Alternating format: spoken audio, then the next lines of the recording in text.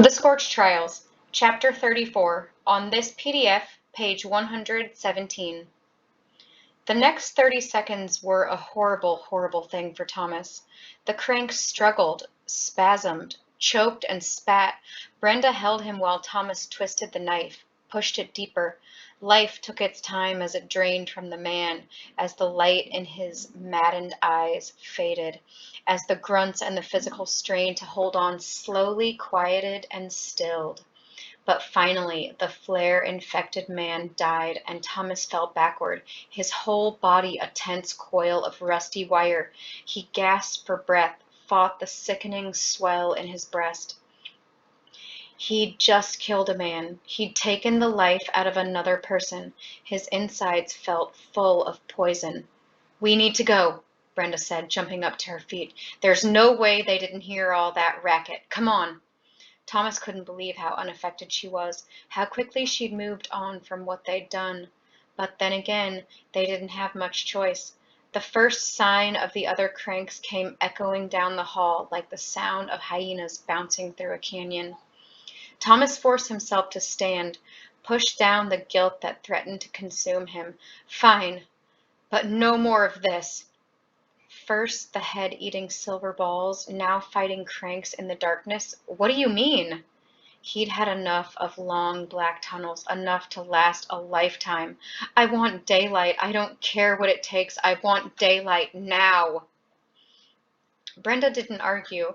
She guided him through several twists and turns, and soon they found a long iron ladder leading toward the sky. Out of the underneath, the disturbing noises of cranks lingered in the distance, laughs and shouts and giggles, an occasional scream. Moving the round manhole cover took some serious pushing, but it gave way and they climbed out. They found themselves standing in gray twilight, surrounded by enormously tall buildings in every direction, broken windows, garbage strewn over the streets, several dead bodies laying about, a smell of rot and dust. Heat. But no people, none living anyway. Thomas felt a moment of alarm that some of the dead might be his friends, but that wasn't the case. The scattered bodies were older men and women, and decay had already set in.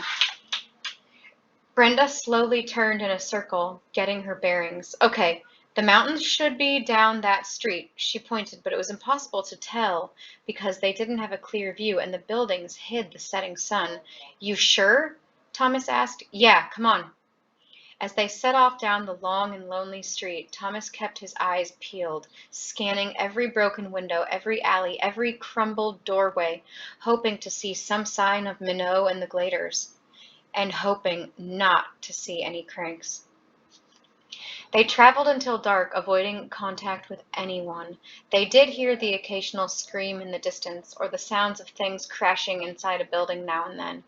Once Thomas saw a group of people scurry across the street several blocks away, but they seemed not to notice him or Brenda. Just before the sun disappeared completely for the day, they turned a corner and came into full view of the city's edge. Maybe another mile farther. The buildings ended abruptly, and behind them the mountains rose in all their majesty. They were several times bigger than Thomas would have guessed upon first glimpsing them a few days earlier, and were dry and rocky. No snow-capped beauties, a hazy memory from his past in this part of the world. "Should we go the rest of the way?" Thomas asked.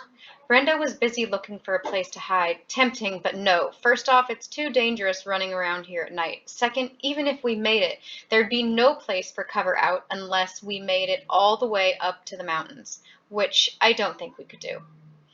As much as Thomas dreaded spending another night with this wretched city, he agreed. But the frustration and worry over the other Gladers were eating away at his insides. He weakly replied, "Okay, where should we go then?"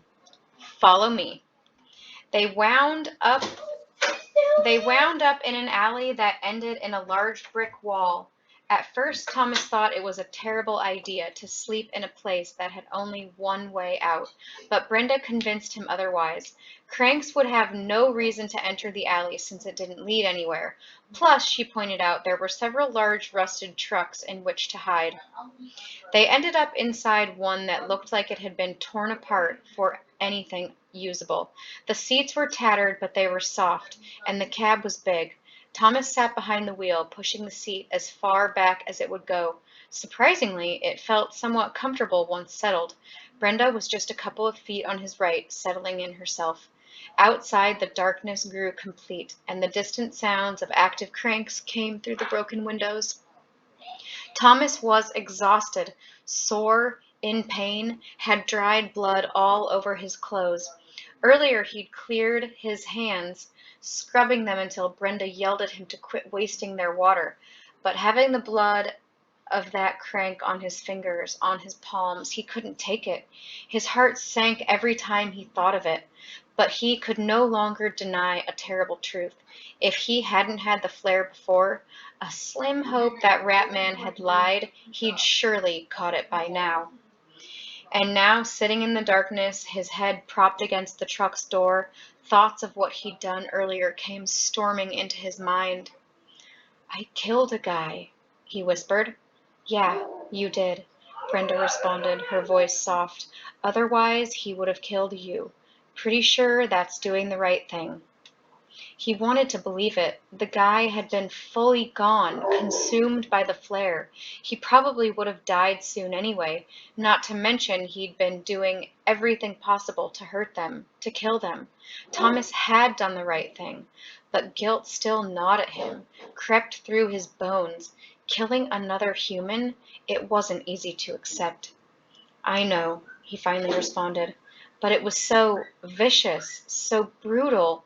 I wish I could have just shot him from a distance with a gun or something." "Yeah, sorry it had to go down that way." "What if I see his nasty face every night when I go to sleep? What if he's in my dreams?" He felt a sudden surge of irritation at Brenda for making him stab the crank, maybe unwarranted when he really considered how desperate they'd been. Brenda shifted in her seat to face him. Moonlight illuminated her just enough that he could see her dark eyes, her dirty but pretty face. Maybe it was bad, maybe he was a jerk, but looking at her made him want Teresa back. Brenda reached out, took his hand and squeezed it. He let her, but he didn't squeeze back. "Thomas?" She said his name even though he was looking right at her. "Yeah?" "You didn't just save your own skin, you know. You saved mine, too. I don't think I could have beaten that crank by myself." Thomas nodded but didn't say anything. He hurt inside for so many reasons. All his friends were gone, dead for all he knew. Chuck was definitely dead. Teresa was lost to him. He was only halfway to the safe haven, sleeping in a truck with a girl who would eventually go crazy, and they were surrounded by a city full of bloodthirsty cranks. "You asleep with your eyes open?" she asked. Thomas tried to smile. "No, just thinking about how much my life sucks." "Mine does too. Sucks big time, but I'm glad I'm with you." The statement was so simple and so sweet it made Thomas close his eyes, squeeze them shut. All the pain inside him transformed into something for Brenda, almost like what he'd felt for Chuck. He hated the people who'd done this to her, hated the disease that had made all this happen, and he wanted to make it right. He finally looked at her again. "I'm glad too. Being alone would suck even more." "They killed my dad." Thomas lifted his head, surprised by the sudden shift in conversation. "What?" Brenda nodded slowly. "Wicked. He tried to stop them from taking me, screamed like a lunatic as he attacked them with, I think it was a wooden rolling pin." She let out a small laugh. "Then they shot him in the head." Tears glistened in her eyes, sparkling in the faint light. "You're serious?" "Yeah, I saw it happen, saw the life go out of him before he even hit the floor." "Oh, man." Thomas searched for words. "I'm really sorry. I saw maybe my best friend in the world get stabbed. He died right in my arms." He paused again. "What about your mom?" She hadn't been around for a long time. She didn't elaborate, and Thomas didn't push, didn't really want to know. "I'm so scared of going crazy," she said after a long minute of silence. "I can already feel it happening. Things look weird, sound weird. Out of the blue, I'll start thinking about stuff that doesn't make any sense. Sometimes the air around me feels hard. I don't even know what that means, but it's scary. I'm definitely starting. The flare's taking my brain to hell." Thomas couldn't handle the look in her eyes. He let his gaze drop to the floor. "Don't give up yet. We'll make it to the safe haven. Get the cure." "False hope," she said. "Guess that's better than no hope at all." She squeezed his hand. This time, Thomas squeezed back. And then, impossibly, they slept.